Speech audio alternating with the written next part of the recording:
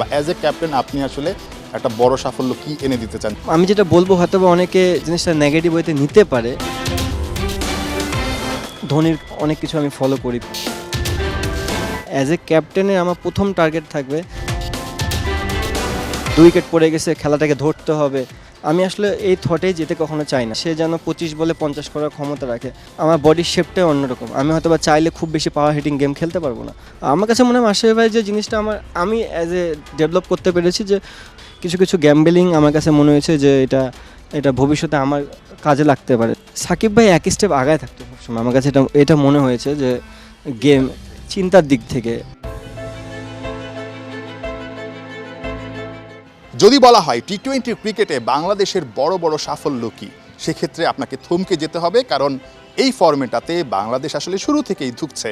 ঠিক একইভাবে যদি বলা হয় এই ফরম্যাটের সবচেয়ে সফল ক্যাপ্টেন কে, সেখানেও কিন্তু আপনি একটা ধাক্কা খাবেন, কারণ যে ফরম্যাটে বাংলাদেশের বড় কোনো সাফল্যই নেই, সেখানে অ্যাজ এ ক্যাপ্টেন কে আসলে কতটুকুই বা ভালো করবেন। কিন্তু তারপরও যে কয়েকজন ক্যাপ্টেন্সি করেছেন তার মধ্যে সবচেয়ে সফল বলা চলে লিটন কুমার দাসকে। 75% উইনিং পার্সেন্টেজ, অল্প কয়েকটা ম্যাচে হয়তো বা ক্যাপ্টেন্সি করেছেন, বাট ভারপ্রাপ্ত ক্যাপ্টেন হিসেবে করেছেন। সেই লিটন কুমার দাসই এখন full time long term captain হয়েছেন। এই ফরম্যাটটা স্পেশালি ডেভেলপ করতে হলে বাংলাদেশের ক্রিকেটারদের আসলে কি করা উচিত? আপনি তো খুব কাছ থেকে দেখেন, নিজেও খেলছেন এই ফরম্যাটটা অনেকদিন, মানে কোন কোন জায়গায় আসলে ডেভেলপ করাটা অনেক বেশি জরুরি আপনার কাছে মনে হয়? অনেকে পাওয়ার হিটিংয়ের কথা বলে, মাসল পাওয়ার নেই। আপনি যদি পুরো ওভারঅল ইন্টারন্যাশনাল ক্রিকেটে অন্যান্য টিম দেখেন, প্রতিদিন কিন্তু পাওয়ার প্লেতে ওরা 60-70 করে না, আবার প্রতিদিন তারা ফেলিয়ারও হয় না। সো আমার কথা হচ্ছে আমার টিমের যদি 2 ওপেনার ফেলিয়ারও হয়, 3, 4, 5 যারা এই পজিশনে খেলে তাদের জন্য এই ক্ষমতা থাকে, উনিও যেন ভালো উইকেটে 30 বলে 50টা রান করতে পারে। রাদার দেন আমি 2 উইকেট পড়ে গেছে, খেলাটাকে ধরতে হবে। আমি আসলে এই থটেই যেতে কখনো চাই না। আমি চাই উইকেট যদি পারমিট করে 180-র, আমার যদি পাওয়ার প্লেতে 2 উইকেট পড়ে যায়, রান ধরেন 2 ওভারে 2 উইকেট পড়ে গেছে, পাওয়ার প্লেতে 10 রান হয়েছে, বাট আমার যে নেক্সট যে ব্যাটসম্যান যাবে তার যেন ওই বিলিফটা থাকে যে সে যেন 25 বলে 50 করার ক্ষমতা রাখে।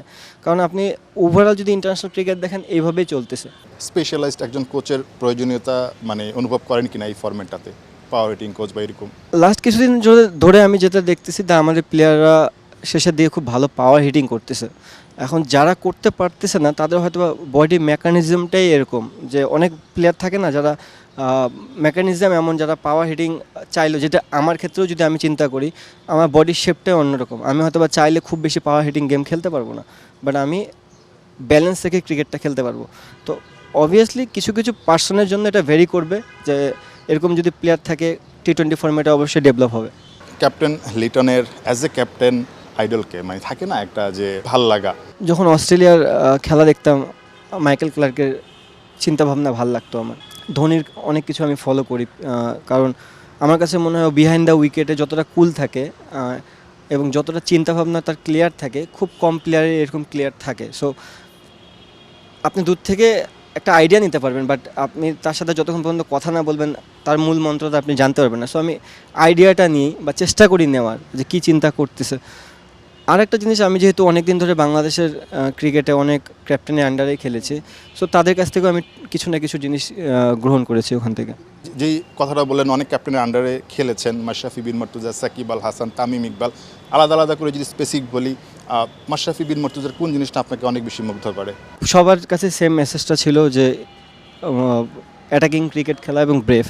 আমার কাছে মনে হয় মাশরাফি ভাই যে জিনিসটা আমি অ্যাজ এ ডেভেলপ করতে পেরেছি, যে কিছু কিছু সিচুয়েশনে মাঠে যখন উনি কিছু গ্যাম্বেলিং করতো বোলিংয়ের ক্ষেত্রে, আমি এটা ডিটেলসটা দিতে পারবো না আপনাকে, বাট আমার কাছে মনে হয়েছে ওনার কিছু কিছু গ্যাম্বেলিং আমার কাছে মনে হয়েছে যে এটা ভবিষ্যতে আমার কাজে লাগতে পারে। সাকিব আল হাসানের কোন জিনিসটা অ্যাজ এ ক্যাপ্টেন আসলে আপনি নিতে চাইবেন? সাকিব ভাই এক স্টেপ আগায় থাকতো সবসময়। আমার কাছে এটা মনে হয়েছে যে গেম চিন্তার দিক থেকে অবভিয়াসলি ব্রেভ। যে কোনো ক্যাপ্টেনই বাংলাদেশের হয়ে যারা করেছে তারা সবাই ব্রেভ, বাট একটু চিন্তাভাবনা আমার কাছে মনে হতো উনি এক স্টেপ আগায়। আপনি কি স্বপ্ন দেখেন বাংলাদেশ আসলে কবে নাগাদ একটা আইসিসি ইভেন্ট জিততে পারে, বা অ্যাজ এ ক্যাপ্টেন আপনি আসলে একটা বড় সাফল্য কি এনে দিতে চান, যেটাতে আপনার আসলে একটা ভালো লাগা কাজ করবে বাংলাদেশের ক্রিকেটকে আপনি কিছু একটা দিতে পারলে? আমি যেটা বলবো হয়তো বা অনেকে জিনিসটা নেগেটিভ ওয়েতে নিতে পারে, বাট এটা আমার ওপিনিয়ন এবং আমার কথা। আমার কাছে মনে হয় চ্যাম্পিয়ন্স মানে যে কোনো ইভেন্টে জেতার আগে আমাদের বাইরের দেশে যায় সিরিজ জেতাটা খুব ইম্পর্টেন্ট। অ্যাজ এ ক্যাপ্টেনের আমার প্রথম টার্গেট থাকবে যে কোনো সিরিজ যাদের সাথে আমরা খেলবো তাদের সাথে কি আমি কমফোর্টলি জিততে পারতেছি কি না। আমি রেগুলার যদি 5টা ম্যাচ খেলি আমি 5টা ম্যাচ খেললে আমি কয়টা জিততেছি কয়টা হারতেছি, তখন আমি চিন্তা করবো যে আমি বড় বড় ইভেন্টে যাই কীভাবে জিতবো। যার এগেনস্টে খেলি, কথার কথা আমি যদি পাকিস্তানের এগেনস্টে পাকিস্তানে খেলি T20 ফর্মেট, সিরিজ শেষে আমাদের দেখা উচিত যে আমাদের রেজাল্টটা কী। দেন নেক্সট আছে ইন্ডিয়ার সাথে খেলার পর আমাদের দেখা উচিত আমাদের রেজাল্টটা কী। সো এই টিমগুলোই তো আবার ওয়ার্ল্ড কাপে যায় খেলবে, রাইট? সো আপনি যদি তাদের একটা সিরিজেই যদি আপনি তাদের সাথে খুব একটা কম্পিট না করতে পারেন, ইভেন্টে যায় কম্পিট করাটা খুবই ডিফিকাল্ট, কারণ আপনি আরও প্রেশারে পড়বেন, আরও চাহিদা থাকবে, আরও মানুষের এক্সপেকটেশন থাকবে। সো আমার কাছে মনে হয় প্রত্যেকটা প্লেয়ারই আমাদের উচিত যে আমরা সিরিজগুলো কীভাবে ডেভেলপ করতেছি এবং কী করলে আরও বেটার ওয়েতে করতে পারবো। অনেক ধন্যবাদ লিটন সময় দেওয়ার জন্য। একাত্তর খেলা যোগে আপনার জন্য অনেক শুভকামনা থাকলো, সামনের পথটা যেন আরও মসৃণ হয় এবং আপনার পারফরমেন্স একই সঙ্গে আপনার দলের পারফরমেন্স যেন আরও ভালো হয় সেই প্রত্যাশাটা থাকলো। থ্যাংক ইউ ভাই।